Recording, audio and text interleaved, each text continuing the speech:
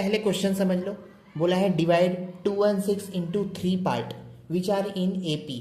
तो यहाँ से यहाँ का ये मतलब हुआ कि पहला पार्ट A माइनस डी, दूसरा पार्ट A और तीसरा part A plus D equals to कितना है 216। अब यहाँ से क्या करो, A निकाल लो।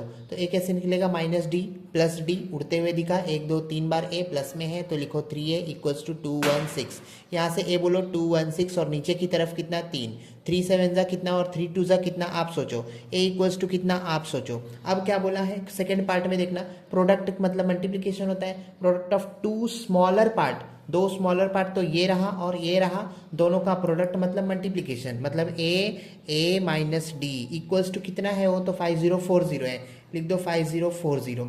अब यहाँ से ए की वैल्यू डाल दो तो कितना है 72, ठीक है। फिर से ए की value 72 minus D equals to 5040। तो यहाँ से 72 माइनस डी इक्वल टू 5040 और नीचे जाएगा ये 72 क्योंकि यहाँ पे मल्टीप्लीकेशन में है इसीलिए। अब 72 को 70 से मल्टीप्लाई करोगे तो you'll get 5040। Now 72 minus D equal to 70, तो 72 प्लस 70 को लेफ्ट हैंड साइड खींचो इक्वल्स टू डी हो गया। अब यहाँ से 2 बचा, डी की वैल्यू मिल गया। अब क्योंकि आपको ए भी मिल गया और डी भी मिल गया तो ऑल 3 पार्ट्स ढूंढना है हमें। तो पहला पार्ट मतलब फर्स्ट पार्ट क्या होगा, तो ए माइनस डी यहाँ पे दिया है first part, second part, third part.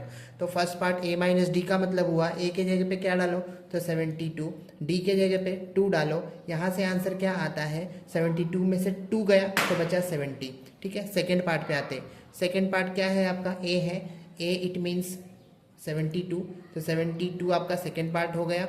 Okay now third part के लिए a प्लस डी, इसका मतलब 72 plus 2 that is equal to 74। तो पहला पार्ट 70, दूसरा 72 और तीसरा 74।